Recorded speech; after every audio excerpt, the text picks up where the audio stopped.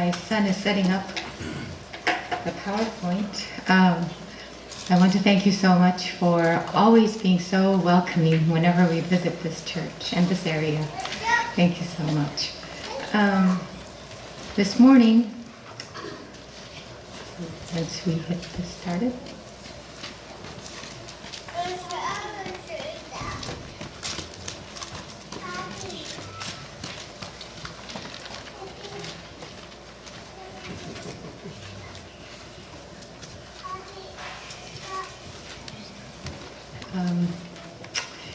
I wonder before I start whether we could pray one more time. Our dearest Heavenly Father, we are so grateful that you are with us today, as you have promised. And we're claiming that promise once again, that you'll be with our ears and with my mouth, that everything will be filled with your Holy Spirit, that you will touch our hearts and help us to understand and to receive the great love that you have for us. We ask this in the name and the blood of Jesus Christ. Amen.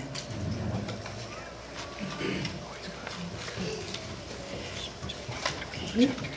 So this morning I was thinking about this topic. What makes something, some message or news, what makes it good or bad?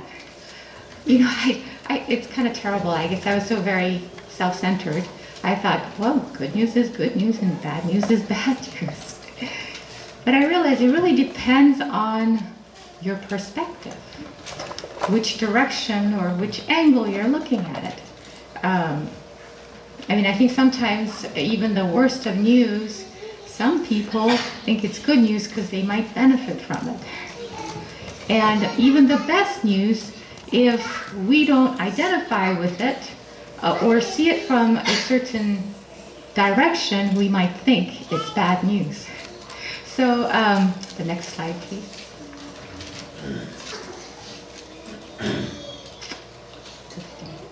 Oh, you can do it with arrows. So that's a picture. I don't know how clear it is or not. It's a picture of the Battle of Guam. And as some of you know, we spend a lot of time in Guam. It's a very beautiful island, and the people are very friendly. And it has an interesting history. I don't know so much about it, but I know just some little parts about it.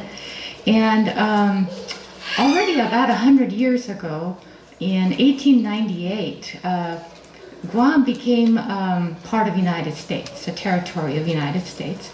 It was taken in the Spanish War. We took it away from the King of Spain.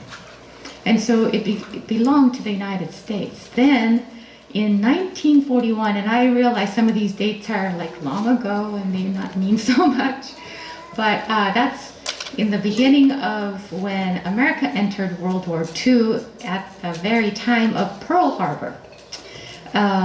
In exactly that same time, they attacked Guam as well, and Japan took Guam away from the United States in 1941. And it remained in their power until 1944.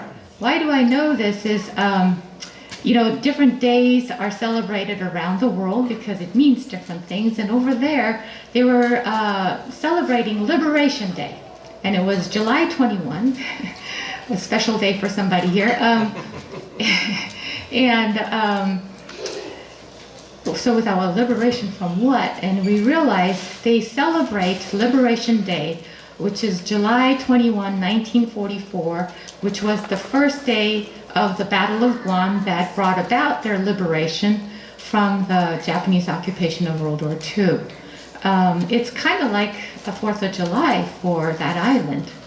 And so I thought, well, that's a wonderful day. Then I realized, well, back then at that time, it was great news that they were coming and that they were going to liberate the island, but not for everybody. It really depended because there were some who did collude with the Japanese. And, for some people it became Liberation Day. Yes, there was fierce fighting, you can see, but it meant liberation for most of the people on the island, but there were some who had colluded with the other side, and it's not good news because that meant it was what? Judgment Day. So I just kind of wanted to bring this up, and if we could have the next slide, please. Oh, I don't know what happened to that slide. But anyway, it's a little bit of what it looks like now. What it looked like back then, and it's a beautiful beach. It's Asan Beach is one of the places where the Battle of Guam took place. And even now, on July 21st, they'll go and put the flag of Guam and the flag of the United States together. They'll put hundreds of them on the field, and then at night they'll light them up too. It's a beautiful sight. So I just wanted to show you that. And then the next slide, please.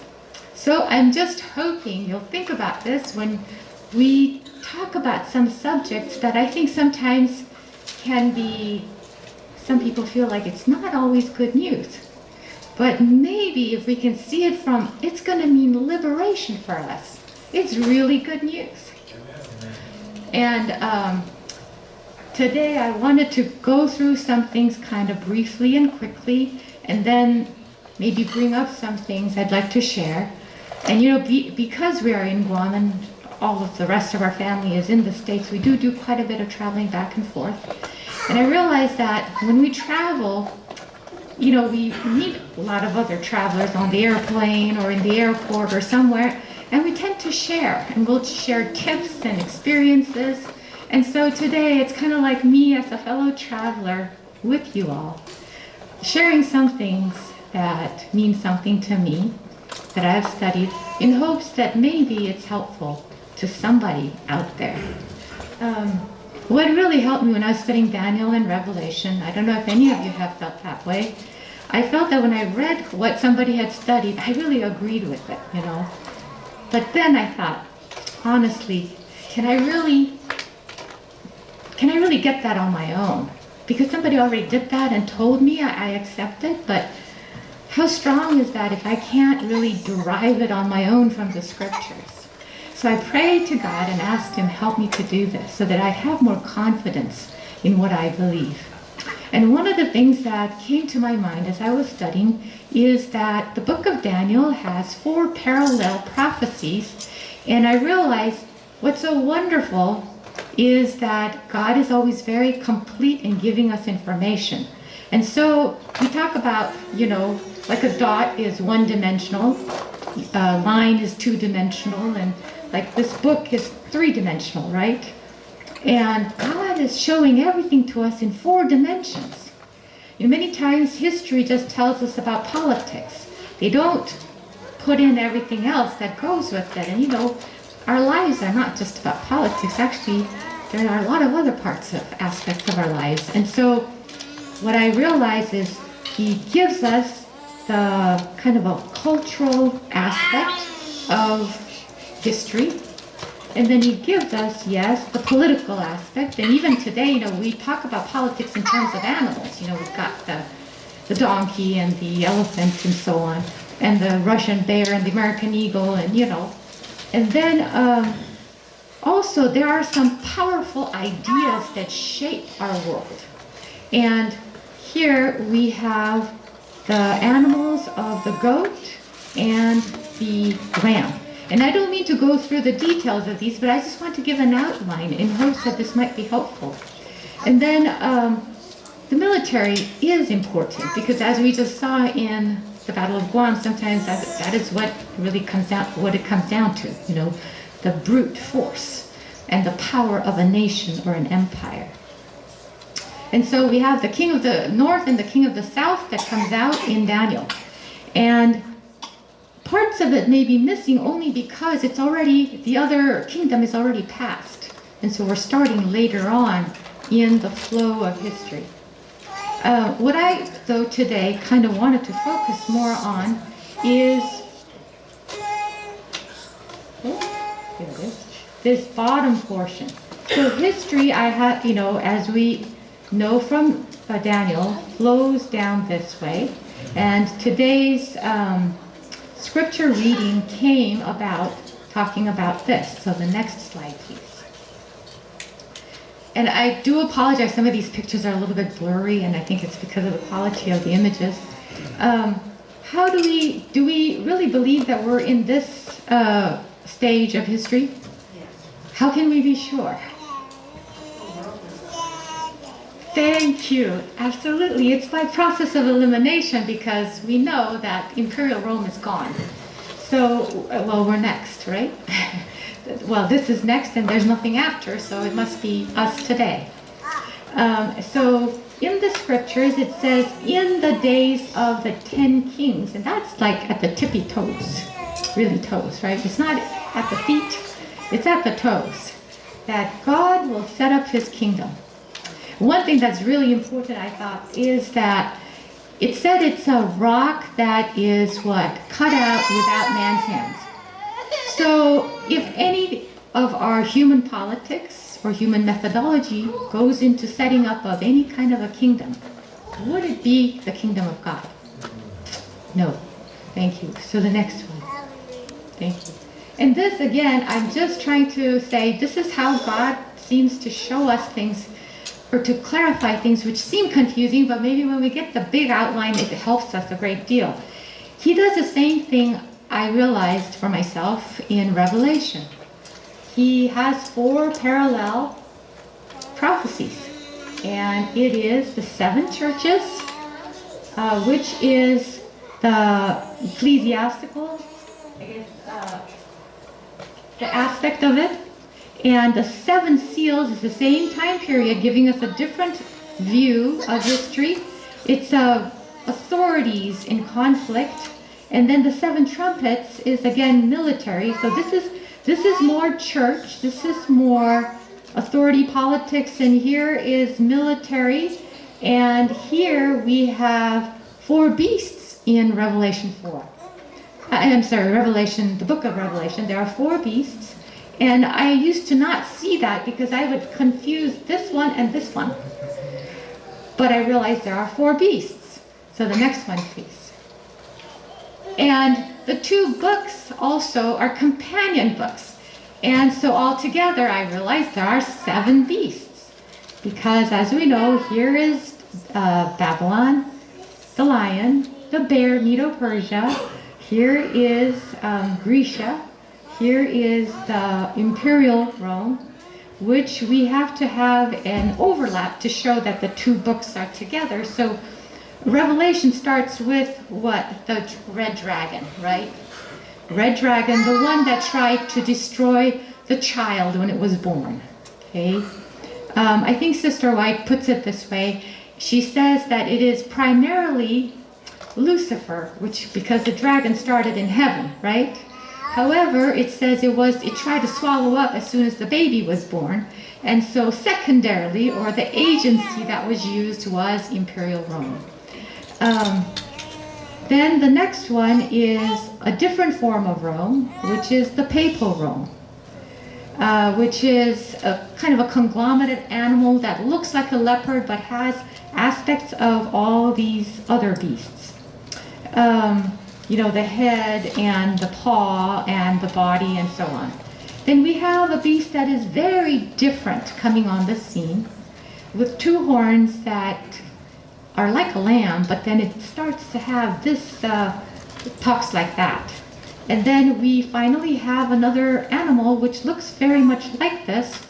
7 heads, 10 horns, but the description is a little bit different. And what I finally came to realize is that, well, this form in history does not have a pretty history. And it's pretty much out there, especially maybe here in the United States, because we have a different history.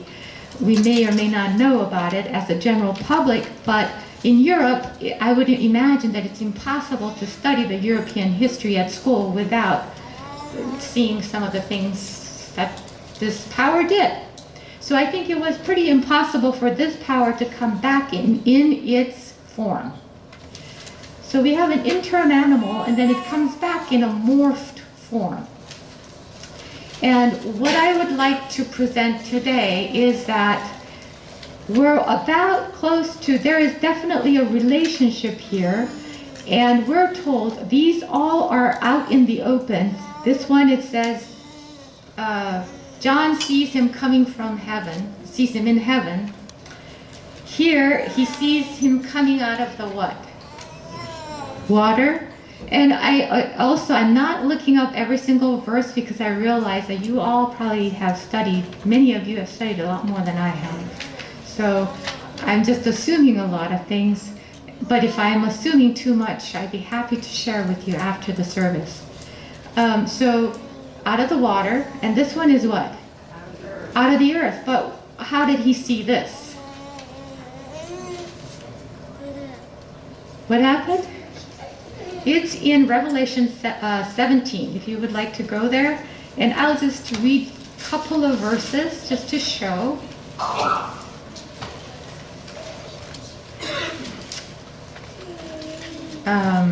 It's Revelation chapter 17, verse 1.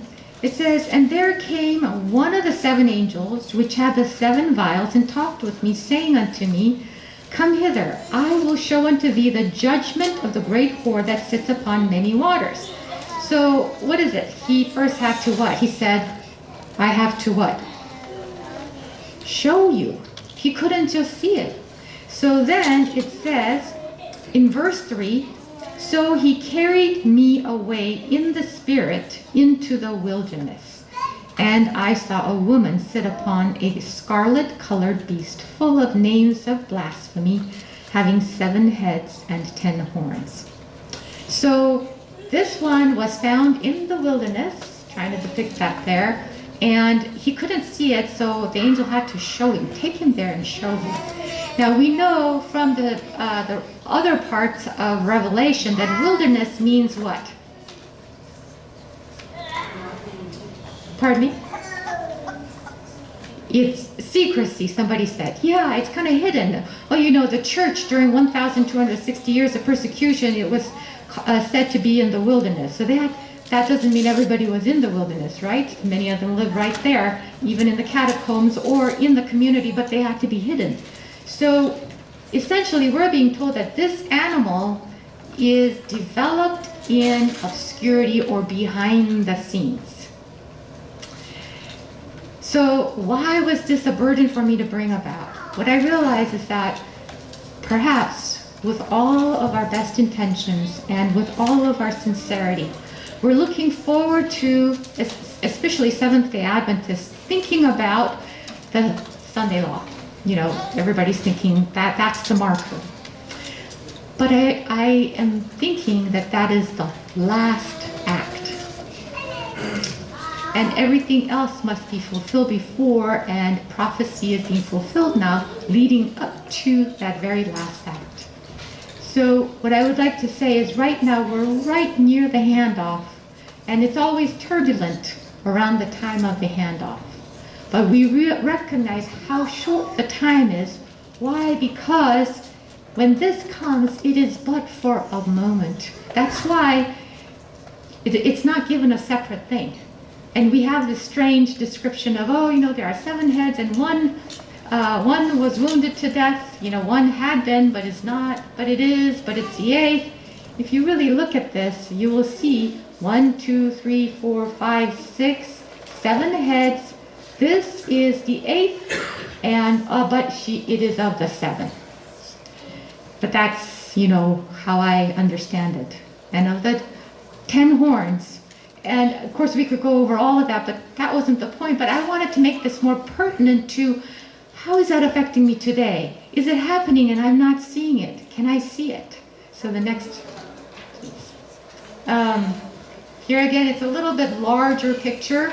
There are many descriptions that later, if anybody's more interested, I'd be happy to share, because we have here crown upon the heads, crown upon the horns, no crowns yet, but it says for a very short time they will have crowns upon the horns. And the next slide, please. And here, trying to depict this, one of the heads was as wounded to death. I think that is what really gives us the hint as to how we can understand the heads and the horns and the woman. It's a more complex picture of the interaction that occurs. Next, please. So this is actually the slide I wanted to spend more time in today. And is it possible for me to take this?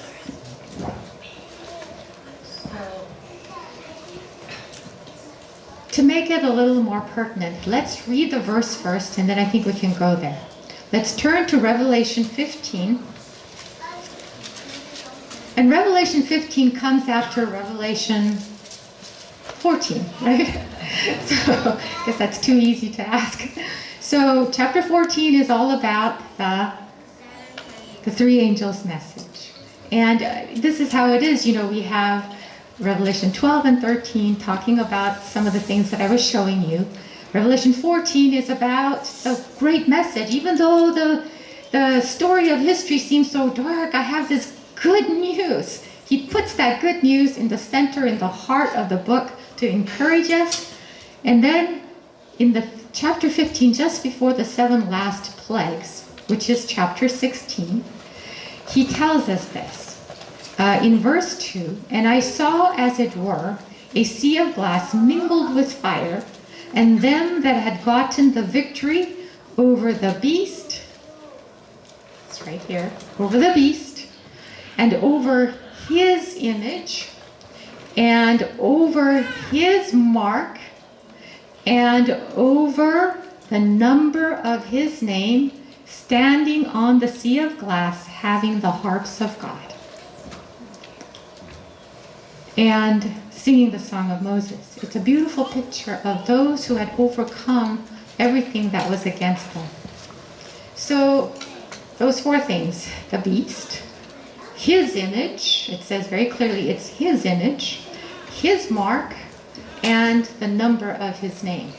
So I thought, well, we are kind of in that time period. How do we understand this? So when I was studying, and I realized some of these words are too small and I'm not sure that everybody could read them. So I will read some of this for you, even though it's kind of truncated. It says the beast in Revelation. It's talking about that beast because his image, we only have one beast that we're making an image of, right? Can we go back, and we can go back 2 slides? It'll make it clear. Whoops, go back. Thank you. So here is the beast, and isn't this an image in a certain sense? Okay. So it's pretty clear we're talking about the beast is this one, right? And this would be his image. This beast helps, it says this is the beast that tells the whole world to make an image to the beast, and has the power to give life to the image. And you'll see how that works. 2 more slides. Yes, thank you. So we know the identity of the beast. It's pretty clear, right? And we had talked about it. Yes? I hope so. I mean, this is the papal Dark Ages, power. Papal Rome, okay? It says the rule. So what is it about the beast? What are the characteristics that we have to overcome? I mean, we have to know what is the beast in order to know what are we supposed to overcome. So this beast, it's a rule of predation. Remember the predatory, The beast had a body of what? A leopard, right? That beast had a body of leopard. Yes, I should have had that in here again. Remember that? The body of leopard, head or the mouth of a lion, and the feet of a bear, okay? So the rule, the body, the way they rule is, it's classical Grecia, classical Grecia was the one that is the body, or the aspects of that. The head is the lion, and the bear of Persia. So what are some of their characteristics? It's a rule of predation. The lion, right? It's predatory. The power is in its mouth, right? It kills with its mouth. And then the bear is mauling whatever. That's where the power is in a bear, right? In the paw. The power of the leopard is in its speed, which is in its body. So some of the rules are going to be like the lion, predatory in nature. Anyway, so the Hellenism is the body of the whole thing. So we recognize that Socrates, Plato, well, it's the Plato's philosophy that would be the ruling philosophy of this beast. And you might say, well, Plato, all these names, they don't really ring a bell. They don't really, what does it have to do with me? These are from a long time ago. But you might find that a lot of this, are you familiar right now with, is our society highly specialized? Is our society becoming more and more separated into classes? Do we have like a perpetual warrior class right now? Do we have the producers? Do we have tremendous control of education, specialization? Is there a practice of eugenics? Is there population control? Is there destruction of the traditional family? Are there all kinds of isms like skepticism, mysticism, stoicism? All kinds of regulations that are attempting to control not only the behavior but of thought. These are all aspects. You can find every one of those in the book of Plato's Republic, which is only what was being taught by Socrates. And to just let you know, so Plato taught, Socrates taught Plato. Plato was his disciple. Plato was the teacher of Aristotle, who was the tutor of Alexander the Great. That's how it works. Now, so today, if you are questioning about all these gender issues coming up, all these things, don't be surprised. This is what is the philosophy of Greece. It's Hellenism being put into practice in our world today, whole world.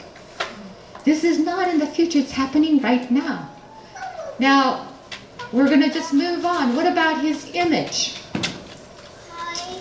The image would be something similar. So, it's a similar system of organization and control of what was practiced by the leopard-like beast. And what that did, as we know, was that the state and religion was together. And that's called the image to the leopard-like beast. Now, the beast with lamb-like horns is the facilitator that enjoins the global go-to to form the image even with signs and wonders. The beast with lamb-like horns has the power to bring that global system to life, or even global taxation, which then speaks or makes laws and then can cause to be killed. If you carefully read Revelation 13, you will find that it's the lamb-like beast that causes the world to form and to worship the image, to worship the beast and to form an image to the beast. But you will find that it is the image of the beast that causes everybody should worship it and receive its mark or bring about death. And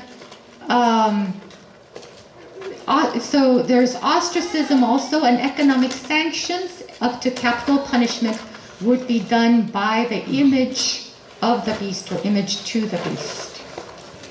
Now, if you might think that some of this is not happening, when people talk about globalization, I realize this, I don't know if it may make sense to you or not, but it seemed to me, I thought, well, globalization, what does that really mean? And I thought, well, globe is a world, it's a round thing, right?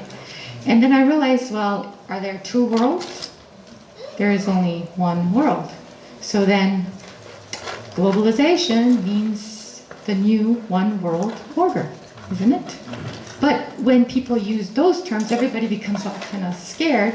So I think the easier term that people could swallow is globalization. And people say, oh yeah, globalization. not realizing, well, don't they mean the same thing? I don't know. What do you think? Then let's look at, well, and let me just, I mean, you know, let's give some examples so you realize you're living in this system right now. These books, you know, do they have Library of Congress numbers? You think so? Please open it. Please open it. Open it to the page right behind the hymnal, you know, right behind this page. And look back there. You know where it has copyright, etc.? Look at the numbers.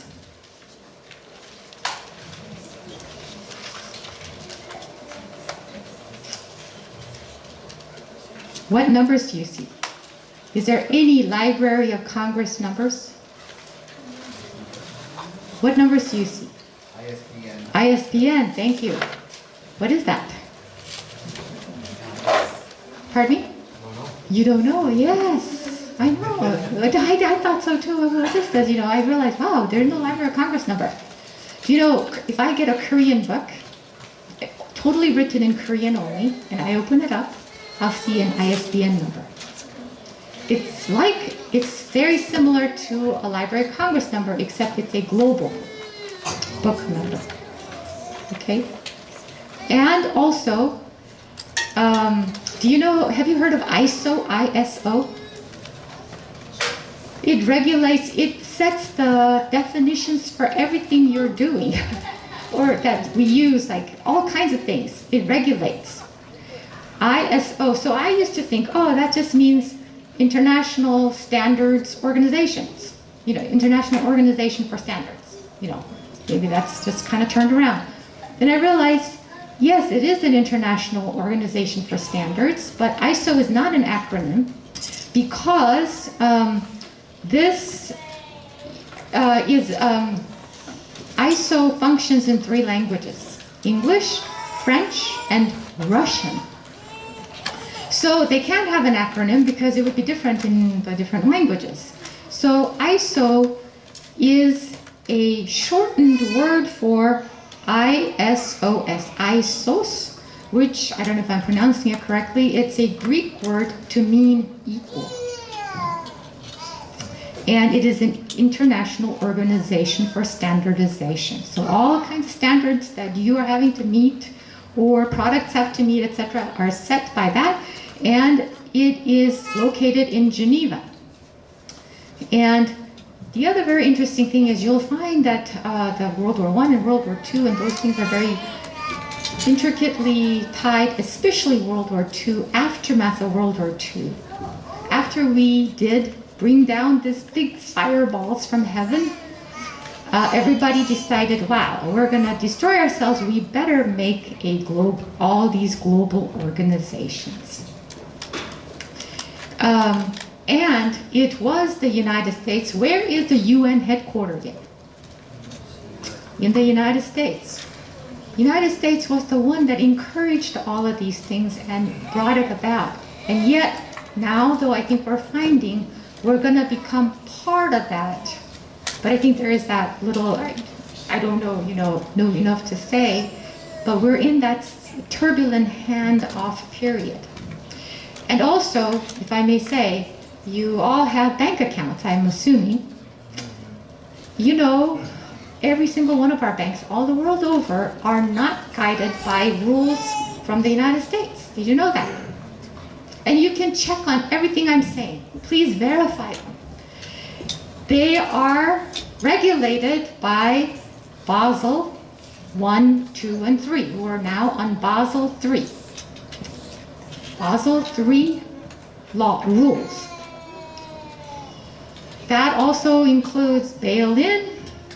I don't know the concept, and I don't mean to go into that. What I'm just trying to say is that it's the rules that have come down from Basel 1, 2, and 3, which are being issued from Basel, is it Basel, Switzerland? But it is a committee that was part of Bank of International Settlement, BIS. What I'm just trying to say is, I'm not just making this stuff up. this image is almost finished. But it was, remember in the scriptures, it was what? Being done in the open? No, it was being done where? In obscurity. Okay, so now let's come to, here we go, to this. It is the what? His mark, right? Which, again, the Bible things, I'm assuming you already know these things, and I'm not establishing them, but I'd be happy again to provide the verses. We understand that to be Sunday, it's actually an issue of Sabbath. When you look in the scriptures, like in the Old Testament and the New Testament, especially I think it's clear in the New Testament, I used to wonder about it. Well, the Sabbath, when Jesus would heal on the Sabbath, they made such a big deal about it, and they gave him such a hard time. They wanted to, they really wanted to kill him because of that. And what I really realized is that because it's a mark of authority. Sabbath is authority. Sabbath is always all about authority. Somehow it's about authority. So I would like to tell you, ISO, remember that word that I just told you is the International Standards Organization for Standards? They came up with what is the seventh day of the week. They have declared Sunday to be the seventh day of the week. They didn't say it in that way. They actually have created a new calendar. They haven't implemented it fully yet. They say some industries are using it, but we're not using it all. And it's a very interesting date when they did this, 1988. Is that some sort of a kind of an anniversary of something? Does anybody remember? Hey, someone? If you go back 100 years from 1988, that would bring us to 1888. That's kind of famous in our church history for the 1888 Righteousness by Faith message. It was also that same year. So that message came in the summer, I think about August or September, somewhere in there, at the camp meetings. It was that same year in 1888, in December, that the Blair Sunday Law Bill was being introduced in the Congress. But in 1988, ISO declared that Sunday is the seventh day of the week. So they have the calendar starting on Monday going to Sunday. Now, although, that's a secular organization, right? Here, now, the number of the name. I'm not saying that everybody who uses that hand signal understands what they're saying and means this, but somebody anyway has come up with the thought that this is a 6, a 6, a 6. Okay, 666. Now, we really go back to the history of 666 as a mystery number of Babylon. They had this number, a special, like a magic square. There were 6 numbers coming down, 6 numbers going sideways and filled in with numbers 1 through 36, I believe. And if you added them sideways, each line added up to 111. Then if you add them up, that's 666, right? Then each column added up to 111, so if you added them up, that's 666. But what was the significance of it? On the other side, it's having the Sun King be essentially like the top dog. And in his house, many other gods in there, brought all together. Now the next slide, please. God said clearly, this is how the history of the world will be. Nebuchadnezzar thought, I really don't like that. It means my kingdom has an end, and I put all this work into it. So I like this model a whole lot better. That's man's challenge. That's what he did in the very beginning. I think we're doing that again right now at the very end. Because this is the bank that I was telling you about, the Bank of International Settlements. Does that look like something to you? Now, this is the Parliament building of the EU, okay, and it's in Strasbourg. If I showed you a picture of what is the symbol out there, but that is the symbol of Europe, Europa, is a woman riding on an animal. But anyway, this is a painting of Tower of Babel. Well, we're not really sure exactly what it looked like, but it was somebody's, rendition of it as an artist. And they created this, like a poster for themselves. They actually had this, and then some people complained about it, so they don't have it circulating anymore, is what I understand. But this one, is this building finished? No. But what about this one? It's finished. Now, the Bible does tell us very clearly that the last conflict is a very spiritual one, and yet it is also related to economic, right? But now I can see that you all look very solemn, and I can understand why. But please remember what I said in the beginning. Remember the Battle of Guam. Which side are we on? And which war is coming to an end? Whose side are we? Is this good news or bad news? Because he's saying, he already told us all this is going to happen. This is kind of like, I imagine this is sort of like that amulet, the 666 amulet. You have a certain house with somebody being the head and everybody else having a place in it. And this system working together with politics is bringing the cohesion for the global new world order. It's what I'm understanding from scriptures and what I can see. The next one, please. So, the reason I was studying this was I would read the three angels' message, and it said very clearly in Revelation 14, it says, the angel flying in the midst of heaven, having the everlasting gospel. It's everlasting good news.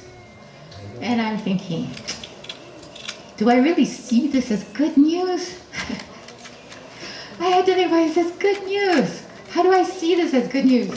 But the more I study, the more I realize it is wonderful news. It's hallelujah. It's like, it's as if the liberating force was sending a message ahead secretly to the people of Guam saying, you know what? We're coming to liberate you. I know you've been suffering. Some of the people really suffered because they were trying to remain faithful to the government they had before. And they suffered, many were killed. And to these suffering people, if they got a message saying, liberation is coming, and we're the biggest force in the world, we can handle it. And saying, you know what, those guys are going to fall for sure, so don't be part of it. And then saying, make sure you got the American flag, not any other flag. Well, is that bad news, folks? Is that scary news? What is it? Isn't it wonderful news? We're going to be liberated. Hey, let's not identify ourselves with the wrong side, thinking, boy, this is a day of judgment for me. Folks, it's a day of liberation for us. And he's telling us who's the top dog. I hate to put it that way. Who's the top power? When it says fear God, what do we fear? Don't we fear things we can't control? Something that's bigger than us, and we fear a storm because we can't control a storm. We fear war because we can't control war. Because I certainly can. We fear things, the unknown, or something that we can't control. But God is saying, man cannot control me. I am the one to fear. And any system that acts as though it's going to substitute my power, it cannot stand and is fallen. And he's saying, fly my flag. Make it clear you're part of my family. Because look what everything I've done for you to make you be part of my family. And what I'm going to do to make sure I rescue you. And the other thing I realize is this, why is this not always seen as good news? Well, I think sometimes we make a mistake into thinking the hard times and persecutions are just coming to the Seventh-day Adventists. I said, oh my goodness. But I realize, the hard times, the troubles are going to come to the whole world. No one is going to be exempt. It's not just coming to the Adventists, folks. It's coming to the whole world. But God is telling us how we can escape it. We go into His ark. This time it is not like a ship that's built. It is an ark of covenant. And that is marked by His flag, His Sabbath, which we put on when we take the Sabbath. We're saying, I am taking God as my King. He's my Creator. I accept that. Amen. I'm accepting Him as my Savior. He has redeemed me. I am taking Him. And when it says give glory to God, I thought, how do you give back glory to Him? It says, in John, it says, we beheld His glory, the glory as of the only begotten, full of grace and truth. His glory is grace and truth. When that is really taken into my life, then I experience His grace. I am empowered by His truth. And then I give glory to Him. I respond back in praise saying, you've done everything for me. It's all your work. You've given it to me. And it is the most beautiful, wonderful message of hope that we can have in a world where no one will be exempt from the troubles that are coming. So I hope that you will remember this. And remember that the most powerful being in the universe is our King, is our liberator, and He's coming. And He will protect us until He comes.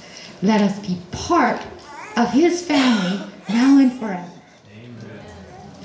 Let's bow our heads. Our dearest Heavenly Father, Lord, we praise Your name, O Lord, that You have made us fearfully and wonderfully. And then You are willing to pay a price that we can scarcely imagine. The cost that it was paid for my soul and for each of us individually. And Lord, if any one of us is missing in Your kingdom, You would not replace that, because You've made each of us so unique and individual that each of us have a special place in Your heart. May none of us be found missing in Your kingdom, but as a family, all together, be found in Your kingdom, for You will come soon, and You are showing us how we can escape all the trouble that will be coming upon this world. Lord, thank You for the hope. Thank You for Your power. Thank You for Your love. In Jesus' name, amen.